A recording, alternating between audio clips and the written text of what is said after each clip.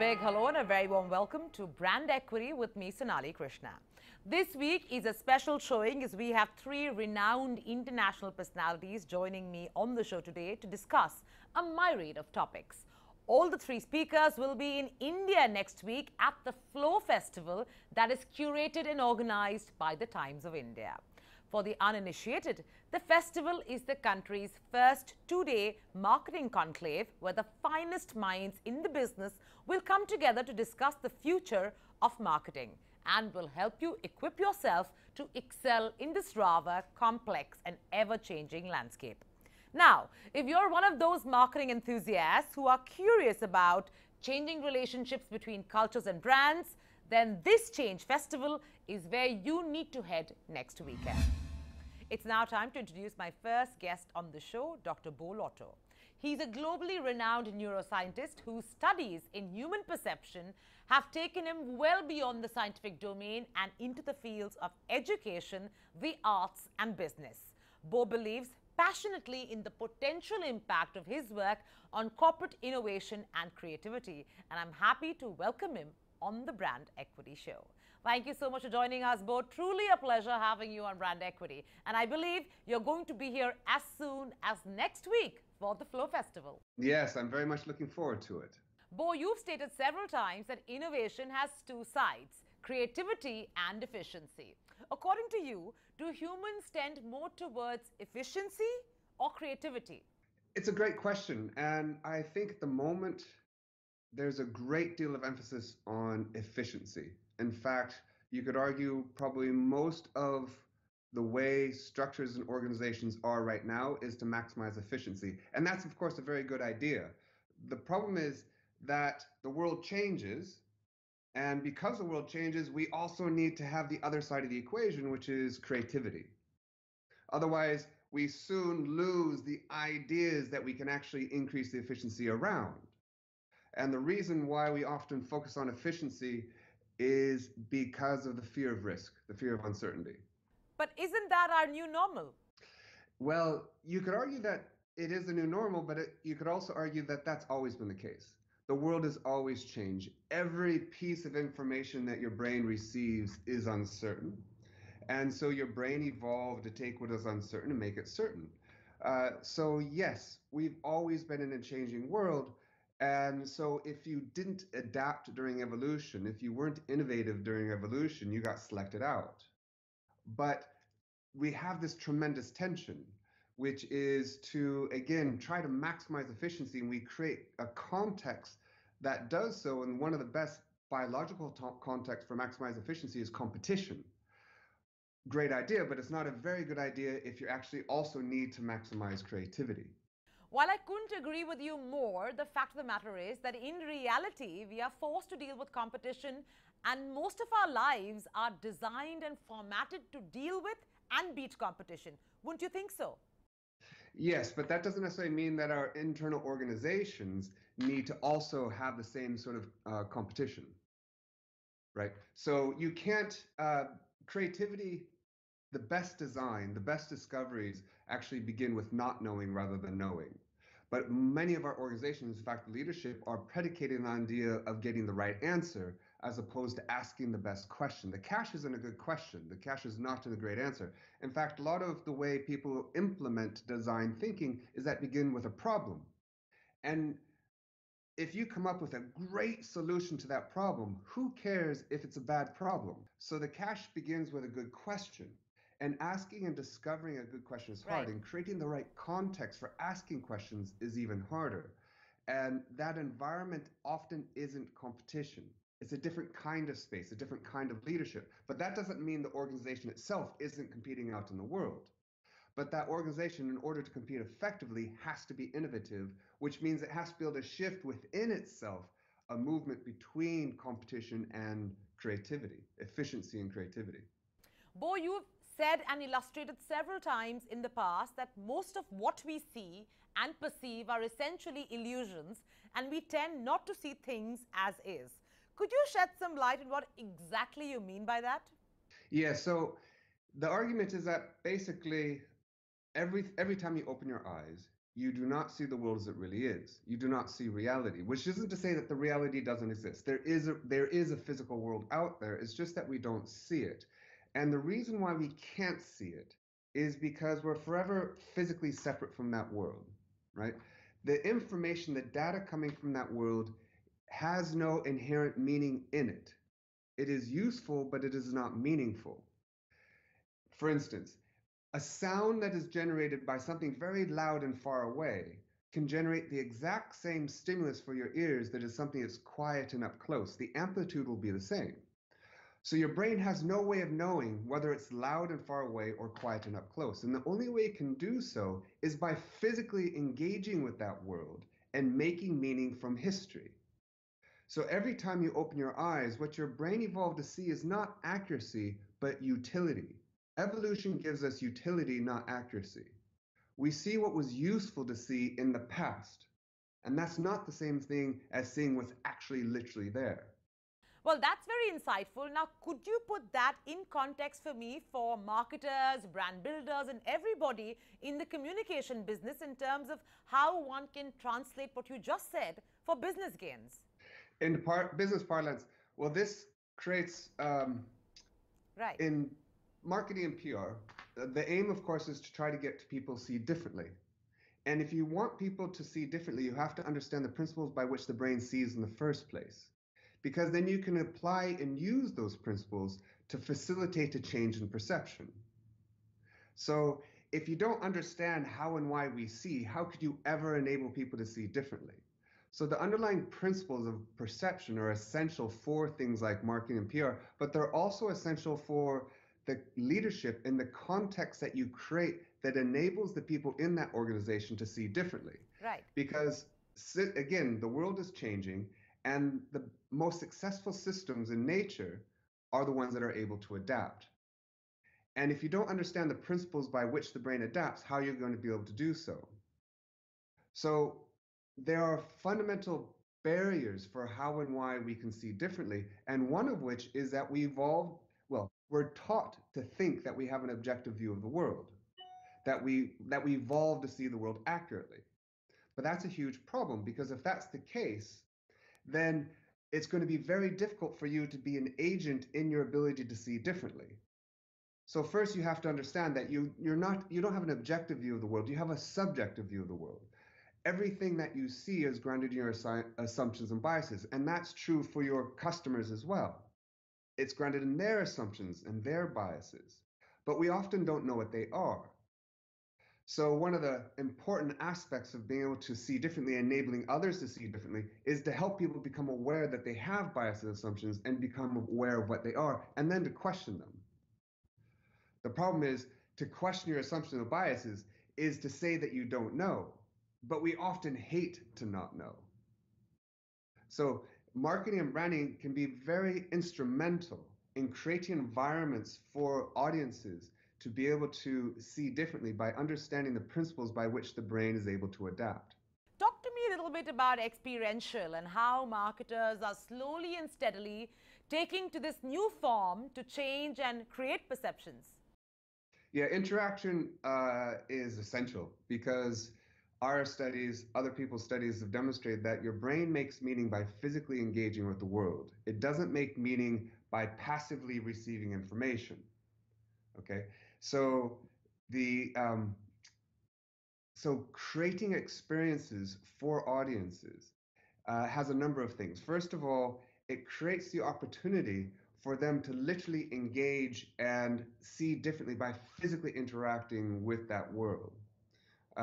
And also, through that process, people can come to see differently, and as a consequence, they will associate that with the brand or organization that enabled that, which will facilitate loyalty. So my lab actually is actively involved in what we call creating experiential experiments. We create experiences for people, but everything in that space is measured. So we use those experiences to transform perception, and we actually quantify how that perception has changed. So we can go back to the client, go back to the person, and say, people have changed their perception, and we can say by this amount.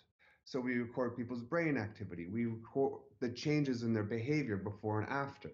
Well, on that note, Beau, thanks very much. It was lovely chatting with you, and I'll see you on the 14th and 15th of this month at Flow in New Delhi. Looking very much forward.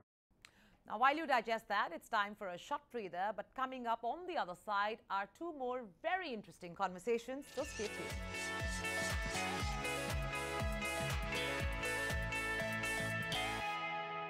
Welcome back. The show's called Brand Equity, and I'm Sonali Krishna.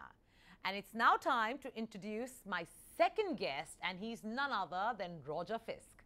Fisk was the political campaigner, marketing and media strategist, widely credited with playing a key behind-the-scenes role in the back-to-back electoral victories of President Barack Obama in 2008 and 2012. Fisk was heavily involved in these game-changing campaigns, which are regarded as the best-run presidential campaigns in the history of US politics. Fisk has a deep understanding of the 21st century presidential politics, political campaigning, and the unprecedented power of information, relationships, and marketing. And he is joining me right now on Brand Equity. Thank you so much for joining us, Roger. Truly a pleasure having you on Brand Equity. And I'm also looking forward to meeting you in person next week. So I want to start this interview with a rather fundamental question. The session that you're going to be addressing at Flow next week reads, individuals are organizers that need to be activated. Could you explain what that means? Absolutely. The core organizing philosophy of the two Obama campaigns that I worked on, I started in January of 2007 on the very first campaign when it was still a startup with just a couple dozen people, was based on giving individuals the tools they need to organize people already in their lives. So when we talk about individuals just need to be activated and to start organizing, we provided online tools that gave them the tools to organize people in their neighborhood or people they grew up with or people in the same profession. And then there's a communications component to that too, which is also about reaching out to people where they're living their lives, where are they getting their news, where are they doing their online shopping, things like that, and developing culturally appropriate tools that are going to resonate with that demographic and reaching out and activating them. So those are the kind of things that I'm going to touch on. It's really exciting because there's so many interesting things going on in marketing and communications around that idea of empowering the individual. You're also coming at a very interesting time, Roger, as we ourselves are in election mode. Give us some sense of what campaigners who are looking to sweep votes right here in India should be definitely doing. I think the most important thing for brands or for candidates or for causes or corporations or anything is to have every extension of your brand, be that an email campaign or events or online content, be as authentic and as true as possible to the candidate, him or herself, or the product. One of the things that I think a lot of brands do, and some candidates do, certainly within the US, is they go out and try to portray themselves as something that they're not. And as soon as there's cognitive dissonance between what a candidate or a cause or a product is and how they present themselves to the public, it creates a breach between the substance and the perception, and that needs to be avoided. There's so many examples here in US politics and in branding around the world where people try to create a public profile that's at odds with who they really are. So every campaign needs to be as authentic and honest as possible so that each one of those touch points is going to communicate the core values of that campaign. That's what people need to keep in mind as they head into the push. You know, another trend these days is brands pretending to be a force of larger good and constantly messaging as if it's invested in saving the world. It's great if that's actually true, but this force-fitted purpose narrative it's getting a bit pretentious. Do you think it actually works? Sure. I mean, I think that the critical mistake that people make is taking on a corporate social responsibility profile that either A, they're not sincere and honest in being invested in, and B, is at odds with who they are. I've never said that every candidate, every cause has to have this kind of social impact profile. If you're a venture capital firm and you're willing to step over your grandmother to maximize shareholder value, and you say that from the beginning, and you say that 5 years in, and you say that 10 years in, then no one's going to be surprised when you get caught stepping over your own grandmother to maximize shareholder value. The real problems come in is when a brand says, we're going to be stewards of our communities and we believe in the capacity of each individual to blah, blah, blah, when in fact they would step over their own grandmother to maximize shareholder value. So as long as people go out and they present themselves honestly, then when they get exposed, ideally, then there shouldn't be any shock. Whereas if you're out there saying you're environmentally responsible and then you're not, that social media campaign was a waste of your time, and it was a waste of the time of the people who were the consumers of it. Social media is great. It can enhance, it can amplify, it can augment. It needs to rest on a foundation of very clear strategic priorities on behalf of that candidate or that cause or that product. Often, back to the point I just made, I see a lot of examples of where an organization stands for A, and then they mount a social media campaign saying that they stand for B. So that social media outreach needs to rest on a very authentic and honest foundation of exactly what that candidate or that cause stands for. The other thing that we're experiencing in the United States right now, and this is one of the things that concerns me about social media, is we've reached the point where being right is more important than doing good. So it's very easy for people to have 10 or 15 positions, and they can feel very passionately about them, and they can have those positions without ever leaving their house and without ever really interacting with anyone else or helping anyone else, as opposed to the old-fashioned idea of trying to have your beliefs actually take the form of action. So right now, having positions and being right is increasingly popular in the United States, and I think we need to balance that with actually doing good as well. Well, we'll continue our conversation in Delhi next week when I meet you at Flow. See you soon. I'm really looking forward to it, and thanks so much for having me on today. And now my last guest on today's show is Julia Ismalkova, who's a humanologist. She translates human behavior, emotions, and culture into a language that is practical and inspiring for businesses and marketers. In 2005, Julia founded Ismalkova, Europe's first agency that specializes in the psychology of lies for business and marketing. Thank you so much for joining me, Julia. Truly excited to be speaking with you. Hi, it's very nice that we can meet and talk just before Flow Festival. Okay, first question, let me get to the point. You say we lie all the time. Are humans really that dishonest? Well, I don't say we lie all the time, but we do lie. And everybody in nature lying, even orchids and insects. And as the more complicated nature of the animal, the more he lies. And we're pretty complicated, so we do lie a lot. So how do we know when somebody is a liar? Well, first of all, because he's human. And when somebody's human, he is lying. So we need to keep in mind all the time that humans lie, and we cannot trust somebody just because he's saying this. And how do we know that online? Well, that is more complicated to get to know what exactly the truth behind it. But people definitely lie online because, like Lady Gaga even said that online social media is like toilet of internet. But generally, internet is toilet of communication. It's the easiest way to deceive because it's we who decide what we're going to show and what we're going to put on this internet, on our social media. So it's the same as on everyday basis. We do lie. We just need to find out why somebody is lying and what is the truth. So given that you've said all this, how can one protect ourselves from lying? First of all, having knowledge, and then having skills to put this knowledge into action, because we cannot trust all this bullshit pop psychologists teaching us about sweating, moving around when we're lying, because liars do read these books too. So it's something that is very easy to pretend, or something very easy to prevent ourselves from when you're lying. So we need to know true psychology of lies to be aware of why and how people are lying, to protect ourselves from this and to get to know the truth. Okay, taking this into the context of my audience, which is really marketers and brand builders, Julia, if you can tell me how one can tell if a brand is lying or a campaign looks completely dishonest. Well, now we're talking not about humans, we're talking about marketing.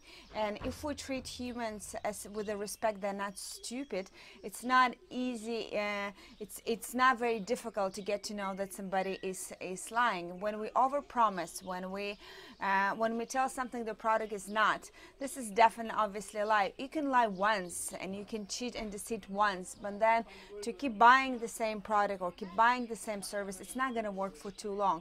But I'm in my work, I'm not responsible for marketing. I'm responsible for delivering the truth about humans to marketing. So they decided how they're going to use it and treat it as some trampoline to their campaigns and to their messages. Very interesting, Julia, and truly looking forward to your session at Flow to make us experts on lie detection and how to make people tell you the truth. I'm looking forward to being in India too and cannot wait. See you at Flow. Well, hope you enjoyed those conversations, and if you're looking for more, don't forget the Flow Festival takes place on the 14th and 15th of March at the Taj Palace in New Delhi. On that note, I am completely out of time. I hope you enjoyed the show. To take the time and drop us a line at brandequity@etnow.tv, or alternatively log on to our Facebook page, that's facebook.com/brandequity, and tell us what you thought of the show and what you thought of these very interesting conversations. You could do the same on Twitter at brandequity live. I'll see you next week, same time, same place. Until then, keep it real.